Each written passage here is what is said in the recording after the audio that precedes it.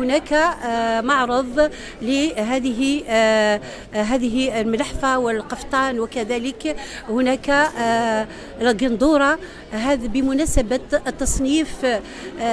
تصنيف هذا الزي النسوي الاحتفالي على مستوى المنظمة اليونسكو في قائمة التمثيلية للتراث اللامادي للإنسانية. اليوم مشاركتنا في قصر الثقافة بالموروث الثقافي العنابي الجزائري المعروف بالخياطة تاعو، بالألبسة التقليدية العنابية 100% إن شاء الله. كما شاركنا كما تشوف القندورة العنابية تاع زلابية تاع زمان زمان زمان، وهذه بعد القندورة من القديمة. وعندك عندنا مشاركين بالقندورة هذه كيف لوشي وزلابية. كن حاضرة في هذه الاحتفالية اللي من خلالها تم تصنيف اللباس النسوي الاحتفالي للشرق الجزائري. أكيد جمعية إشراق بونا حاضرة اليوم لتشارك النخبة الثقافية والفنانين وساكنة ولاية عنابة لتعزيز هذه الاحتفالية. هذه مثلا هذه اللباس نسميوه الدلالة. هذه العروس العنابية نهار الحنة تاعها التصديرة تصدر في الدلالة.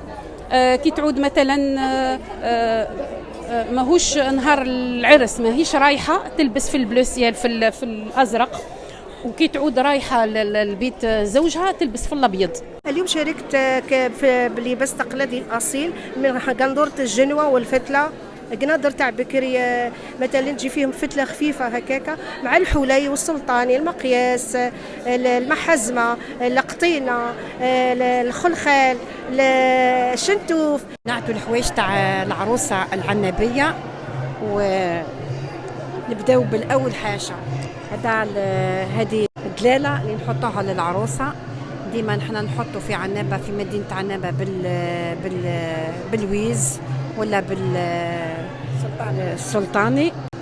نحطوا جبين تاعنا اللي بالويس كيف ونحطوا لقطينه، ونحطوا الكرافاج بولاحيه في الرقبه، ونحطوا هذوما السوالف تاع الشعر وبليجي في العروسه، باسكو العروسه تاعنا العنابيه نحطوا لها هذوما تاع الضفاير. ونحطوا سخاب